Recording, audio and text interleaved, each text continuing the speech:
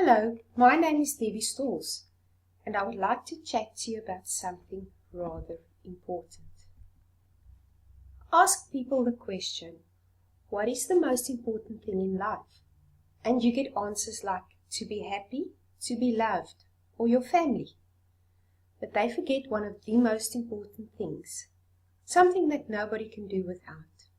Songs are written about it, people cry because of it, and everybody wants more of it. And that is money. A good portion of our lives are spent working for it and wishing for more. Why then does our current monetary system seem so unfair? Did you know that there is enough money in the world that no one needs to go hungry? No one needs to be cold or deprived of a roof over their heads. Why then does it seem like the rich are really getting richer and the poor are getting even more poor? Why is it that there is such a big gap between them and it keeps growing? Let's have a look at the fairness of the monetary system in today's world, starting with the banks. Since the gold standard was abolished by the collapse of the Bretton Woods monetary system in 1973, it is possible for money just to be printed in any quantity and at no cost. The gold standard was where your money was backed by gold, so it had value. Today, the central bank just prints the money, as and when it wants to. The modern monetary system has made our money worthless.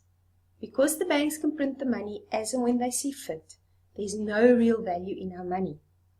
What then is the difference between a 10 Rand note and a 100 Rand note? Yes, you're right. It's just the color of the ink printed on the paper that is different. Now let's have a look at what the banks do with your hard-earned money. You work hard all month to get a salary, which you deposit into your bank account.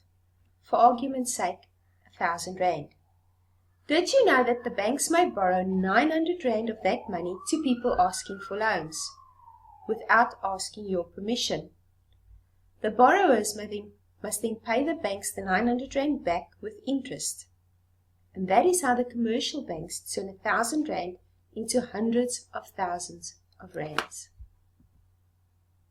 Now the poor borrowers have to work very, very hard to pay back those loans, when the banks are simply printing money as they want. The sad thing is that some of the borrowers now work for the rest of their lives to try and pay off their debt. They are in effect the slaves to debt, slaves to the money masters. Let's say you're a farmer who produces apples. You have a lot of hard work to do. You've got to pick the apples, sort them, pack them, and get them to market. But you and your labor force can only do so much physical work in a 24-hour day. Now let's compare that to a trader. He doesn't do any physical work. He makes his money by leveraging off the hard work of others. He makes more money than the worker picking the apples will ever make, and he does less work. Is this fair? No. Money is no longer a measure of labor. The modern monetary system has made productive work unprofitable. But how can we change the world for the better? How can we make a difference? MMM is a global mutual aid community. It is free to anyone who chooses to make a difference in their lives and the lives of others.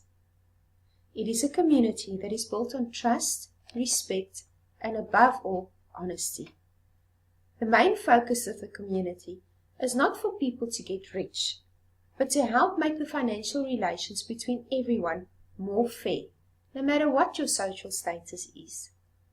MMM encourages the community to take part in charity events too, where we give freely of our time and money to make lives a little better and a little easier for those less fortunate. Sergey Mavrodi, the founder of MMM, has said, "The world is a bad place, so let's make it better." And I believe with MMM, we have the recipe to do just that.